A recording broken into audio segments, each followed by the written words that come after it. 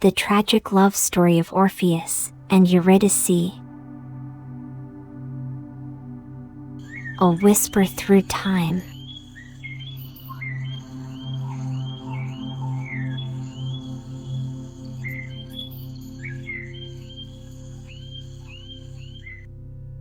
Imagine the hush just before sleep.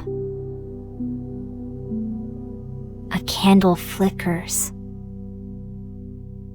The world fades. Now, lean into that silence. Because somewhere in the deep folds of myth and memory, a man once sang so beautifully the gods themselves paused to listen.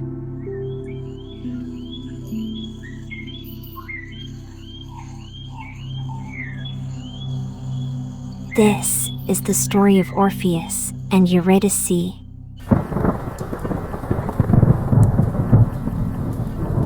A love so profound, it crossed the threshold of death, and returned, but with tears. As you breathe slowly, your nerves are calmer.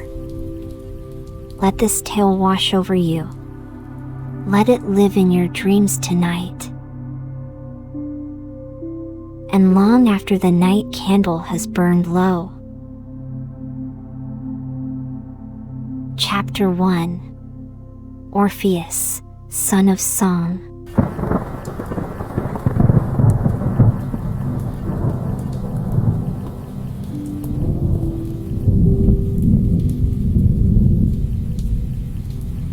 Orpheus was born not just of blood, but of inspiration. His mother, Calliope, was the muse of epic poetry.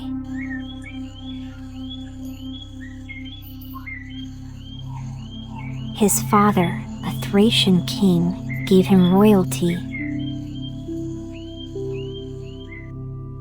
But the heavens gave him music.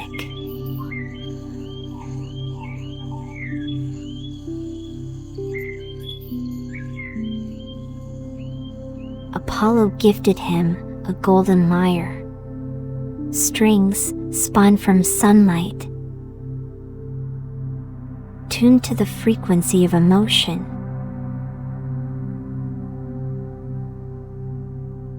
When Orpheus played, rivers stilled. Lions lay at the feet of lambs. Mountains bowed. Trees leaned closer. Even the gods grew quiet. His music was not mere melody. It was a bridge between worlds. A language older than time. Orpheus was music made flesh.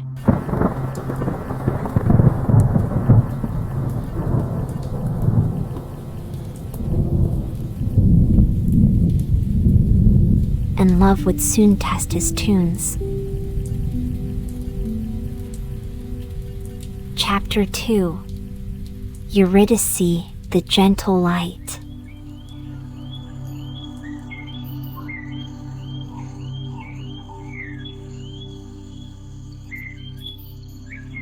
She wasn't the loudest.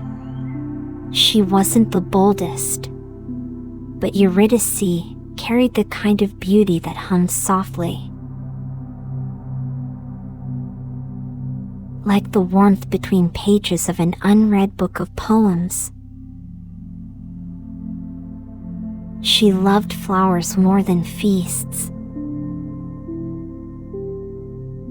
Silence more than songs. Until she heard his.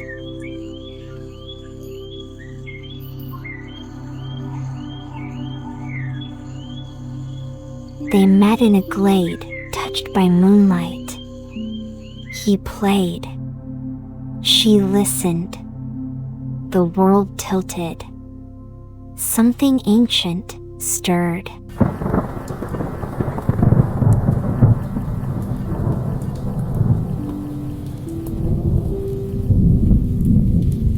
In that moment, something unspoken was exchanged. Not a word, not even a glance. Just music and stillness and something eternal. Orpheus, son of song, knew she was his harmony. The note he didn't know he was missing. Chapter 3: The Wedding and the Snake.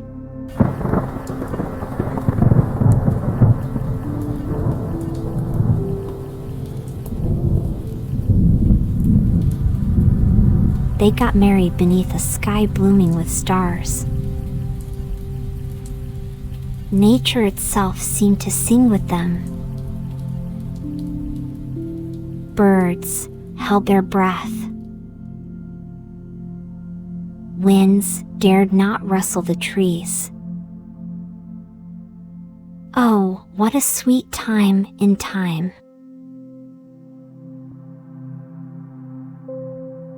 But tragedy, like shadow, waits at the edge of joy. Soon after the vows, Eurydice wandered into the woods. A snake, silent, sudden, cruel, bit her ankle.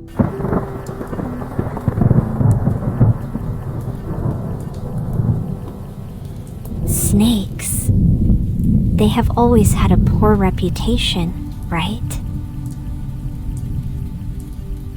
Eurydice fell. The forest screamed. Orpheus, the son of song, came running. But her eyes were already dimming. He called her name. Once, twice, 100 times. Silence answered. She was gone.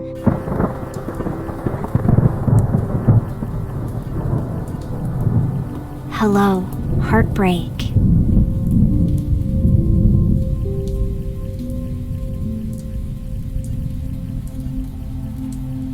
But he would not let the song end here. He couldn't. Chapter 4: Descend into the underworld.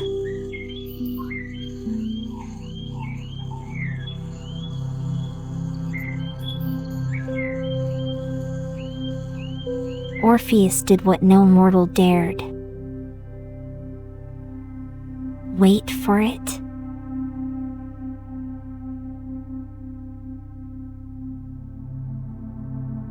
He walked to the land of the dead.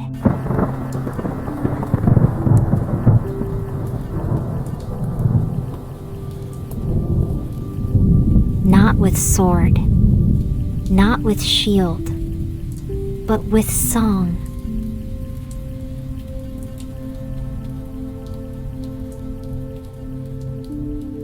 He crossed the river Styx. Charon, the ferryman, wept at the melody and let him pass. He entered the gates of Hades. Cerberus, the three-headed hound, lay down to rest. All the dead paused their weeping to listen. Even the mighty Persephone, queen of the underworld, felt her cold heart stir. And Hades, god of death, listened.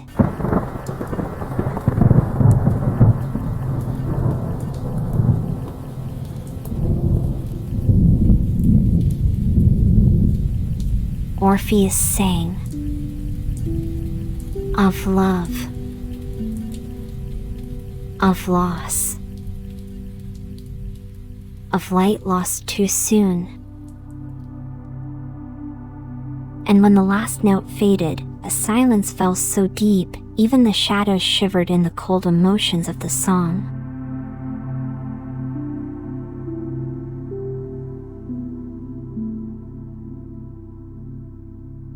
Chapter 5. The Bargain.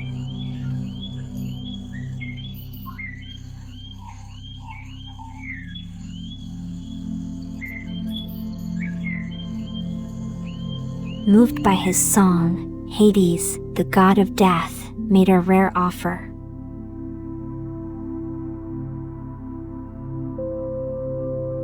Eurydice, your love, shall follow you back to life. But you must not look at her until you reach the world above.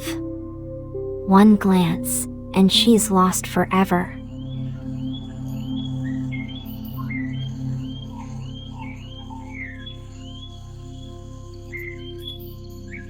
Hope burned in Orpheus' chest.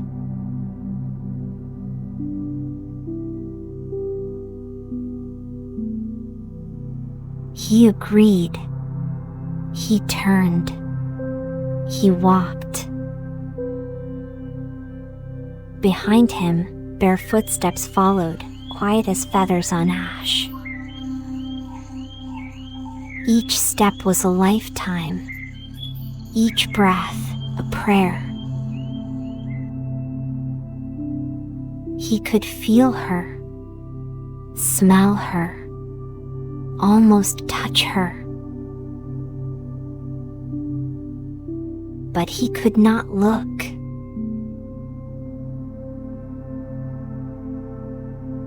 Chapter 6. Why, she said.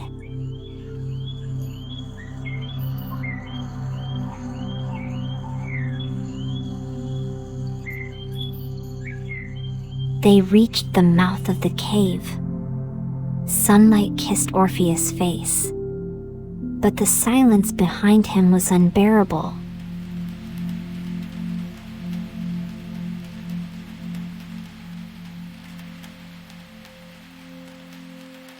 He turned. Unbeknownst to him, Eurydice is yet to cross into the light.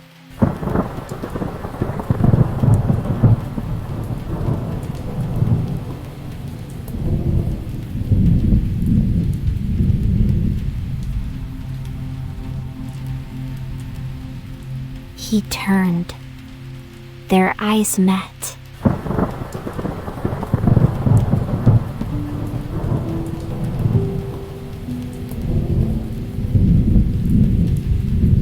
Her lips formed a whisper, why?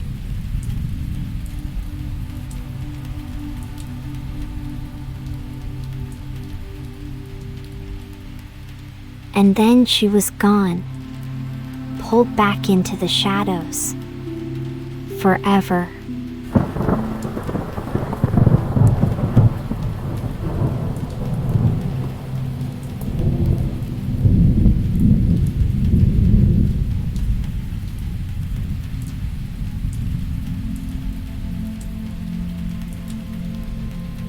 Sometimes, patience is the final test of love. Chapter 7. Grief like music.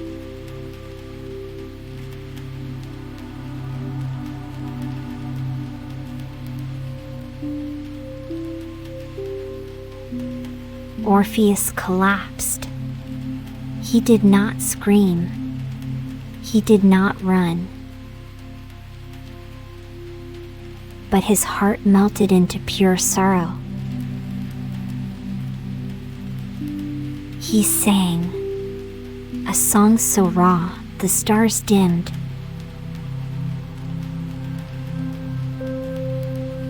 He wandered alone, refused food, refused company.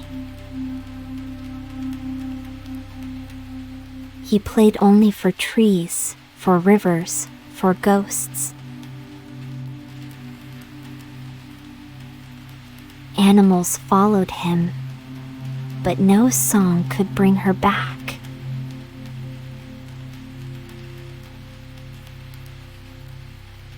In time, even the gods wept for him. Chapter 8: Death and Legacy.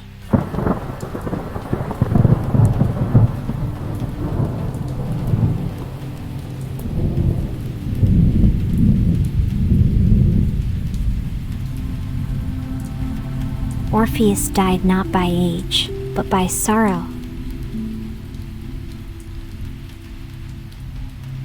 Some say jealous beings tore him apart. Others say he simply disappeared, swallowed by his own longing. But the lyre remained, and his songs were not lost. They echoed in mountains. They lived in lullabies. They whispered through strings plucked by hopeful hands. Even now, his story is sung when love defies reason. You'll remember this story when you hear other stories of how senseless love can be.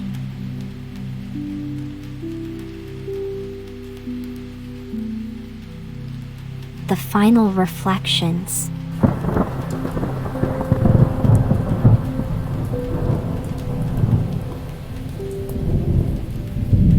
Orpheus looked back. Out of impatience? Out of ignorance his love is yet in the light? Or was he in doubt if really it was Eurydice, the love of his life, walking behind him all the while? Could Eurydice have warned him? A little help from anywhere could have helped. We may never know the answers, nor what goes on in the mind of lovers. But perhaps love was worth the risk. To walk through death for a chance to look into the eyes of your beloved again. Maybe the tragedy is not just that he looked back, but that he had to do it all alone. So now, dear dreamer, as you drift through your sleep, may the love like Orpheus give you the strength to do great, unimaginable things. But remember not to look back when it matters most. You may not get any help along the way,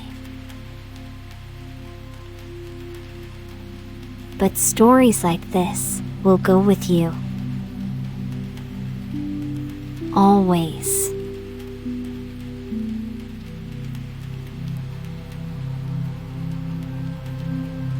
Good night, gentle scholar.